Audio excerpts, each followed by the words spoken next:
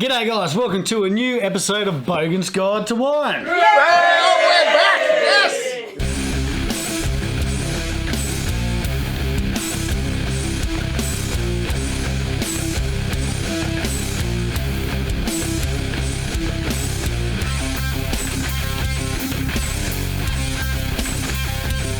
To start this new series up of Bogan's Guide to Wine, we're going to be having a Chardonnay from the Kings of Prohibition from, I believe this is the Calabria Family Wines. Am I right? There's anybody Calabria. Yeah, the Calabria. Calabria. That's the winery. That's Very the winery. mafioso.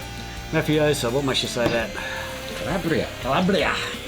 So we did the mafia joke every single time we've had these guys on the show. Sorry. Yeah, I think it's been done. I think it's been done. Now, labelling. Well, it's not just a label, is it? It's not just label, it's a bottle and everything. A whole alternative approach. It's one of the cool. We've always liked the black bottles, but this is the first time we've seen the white bottle. When I first saw this, I'm going to chime in first because I know you're gagging to say something. But I saw this, I thought this was like a white cream liqueur when I pulled it out of the bottle. I thought they were doing something a little bit different. Does he have that white sort of chocolatey thing going on? It kind of hints that it might be something other than what it is, and that's what I love about them. You know, using the different bottle shape. Yep. And you know, I mean, that's going to jump out at you in the midst of standard wine bottles every single time. Because it looks like it's not meant to be there. But you go in for a Chardonnay, how many of those get left on the shelf? Because that's not a Chardonnay bottle. Did they not sell hundreds of thousands of them because it wasn't in a green Chardonnay bottle?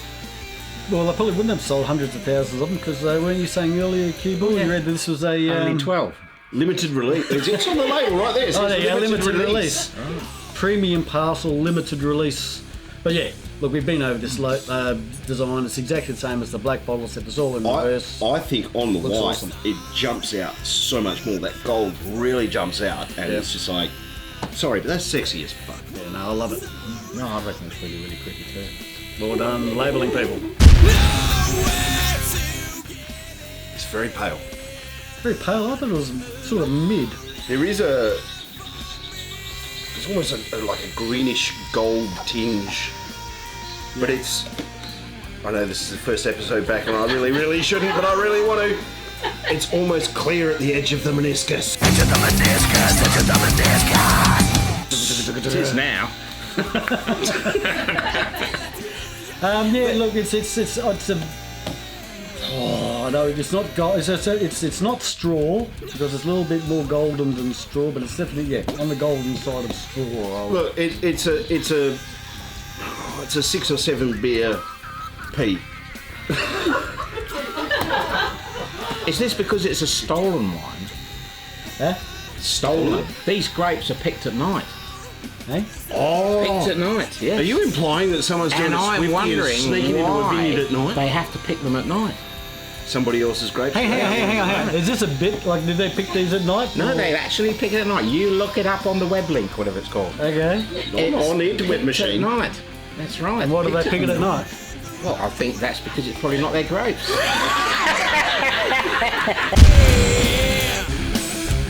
When Sam did actually do the legs, she did come back saying there were bugger all legs and not. I'm She's not swirling seeing it a the wrong damn way. thing. She's You dead try and do right. it the other way. Well, I'm not getting any either, but it could be just because Swirl to the these left, glasses swirl haven't to been the used for 6 months. Could you swirl it the other way? Ambidextrous, biatch. Look, I can't see any legs on there at all, so I'm just going to take a punt. It's a Chardonnay. Where are the Calabria brothers from? Hang on. I don't want to look at the label again. I've got one coming down. I'm going to call it 12 point. I'll call it 12. I'll call it 12. And that's based on nothing other than the colour. 12 and a half. I reckon 13. Easily, because my glass is different shape. You've got the same glass as me. 12.5.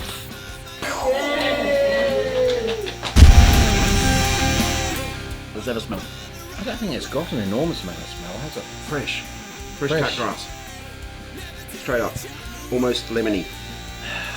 Well, I'm going with Brian's initial I reckon reaction. it's got a lot of smell. It's not It's not much. leaping it's out very of the light. glass ring, so But there's a- well, that leads you to think that it's. It says on the is it bottle here that zestiness? it's for the olfactorily challenged. Doesn't Doesn't say much about the nose at all here, so I'm going to save that for the taste. So No, I'm genuinely getting like a fresh cut grass and a little bit of lemon. so I can smell your lemon. And for some reason, I'm getting a little bit of, because it's written here, so it's just put something in my brain. But can you smell nuttiness? It's got ripe stone fruit and nutty aromas. I can see this. Right there.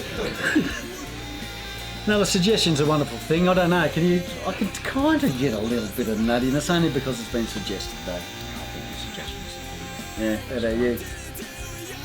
Yeah, I definitely suggested because I really wasn't thinking that before. But by the same token, nuttiness is not exactly something I look for in a Chardonnay. I look If it had for said in a sardine, wine in general. Really. Smelling fish. Right, let's have a taste. Our first taste in 6 months, ladies. Cheers, yeah. Ladies. Hang on, I meant to be tasting. Okay.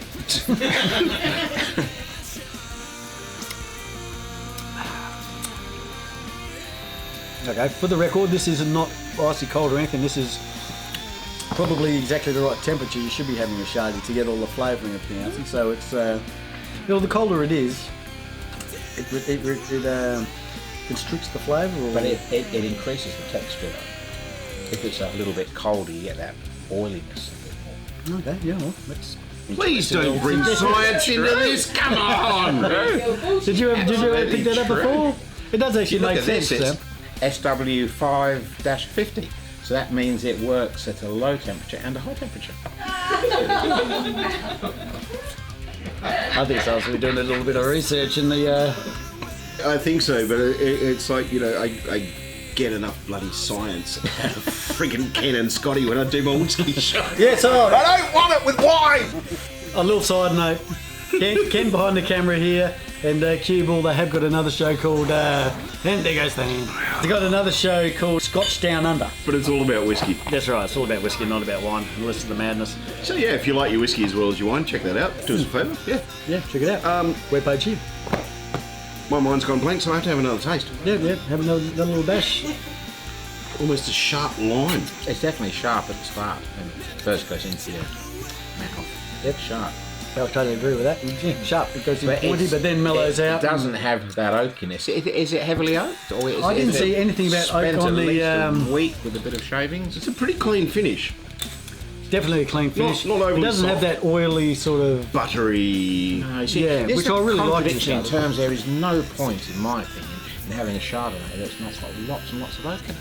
I mean, what is the point of a Chardonnay? Oh, look, I'm actually right with you, but there's a lot of people that complain that Chardonnay's... Well, Chardonnay went out of favour because of exactly that. They were just seeing it as That's just only a because they vehicle. didn't ask the squirrels. Squirrels drink Chardonnay. No, that don't you? What do squirrels eat? Acorns. Acorns. Where do acorns come from? Oak trees. Okay, guys, final thoughts. Would you pick up a bottle of Kings of Prohibition, and how much you reckon you'll pay for it, and what are you going to give it out of 10? I would pick up Kings of Prohibition because of the bottle, but it really makes me wonder about the market they're going for. You see that and you think, this is that bottle, they're going for bikies, they're going for the tough man. But then you find there's a Chardonnay in it, and I immediately think of bikies in a little back dress. Hang on, are we talking dykes on bikes? Or? Right. But if you don't like your Chardonnays oaked, you know, if your squirrel gene's a bit repressed, I think this is quite nice. I think it's good. But it's not somebody that likes lots of oak. You follow on, I'm just going to make sure there is no oak. Look, it's zesty lime, like I said before, but it's a nice, sharp, crisp. It's crisp. I kind of want it to linger a little bit more on the end. Yeah. But I'm pretty happy with that. I think, actually, to be honest, I think maybe a little colder, it would actually be a little more pleasant. But, Possibly, yeah. not to say anything that it's not, Yeah. because it's quite enjoyable. Yeah, no, I like it. So how much would you expect to pay for a bottle of Kings of Prohibition Chardonnay? Considering, and this label, just for the record, this isn't on a white bottle. This is like a plastic wrap that's gone all the way around a bottle. So See how it's It's clear through there. glass, plastic wrap. Plastic wrap. So then a couple of bucks have been spent on the presentation and whatnot. So how much would you expect to pay? A $25 bottle. Probably 25 to 30. Yeah, we agree along the board. So okay, we need to make a little bit of difference here, just so there's a winner. Okay, I'll go 27.50 then. I'll $27.50. go $22.50. $22.50. That leaves you at 25 then. Okay, if I'm you at want. 25. 25's fine by me. Seeing as you're in the middle already. Ken, do you know how much it's worth? Yep, 25. Yay! Well done, Jake. He wins by default this time. He really does. Thanks, Calabria Wines, for sending in the Kings of Prohibition Chardonnay. This has been wonderful. No, how much out of 10? Ah, shit. How much out of 10? Anyone? 8 out of 10. 8 out of 10. It's clean and crisp, and they've tried something different. I love the idea that they've done it in that bottle. Yep. Next time I want them to serve it up in a little box. Yeah,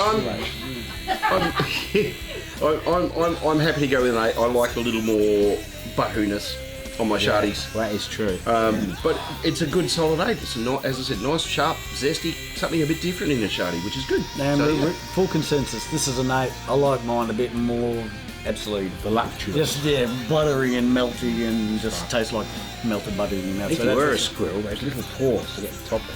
So like I mean, it is a little punchy, but you prefer a light caress instead. That's right. I like it a bit more silky, smooth. Anyway, thanks, Calabria. We've already done this before.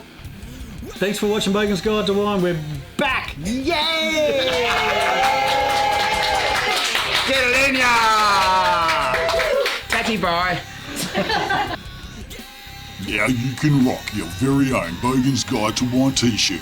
Visit bogansguidetowine.com.au. Get it on ya. Alright, so let's move on. Okay. Because I'm trying to remember how the show works. So now we're going to the label. Have we done taste yet, or have I just we're been sipping away? away. I'm getting warmed up. I like to get my taste right, so I have to drink a bit.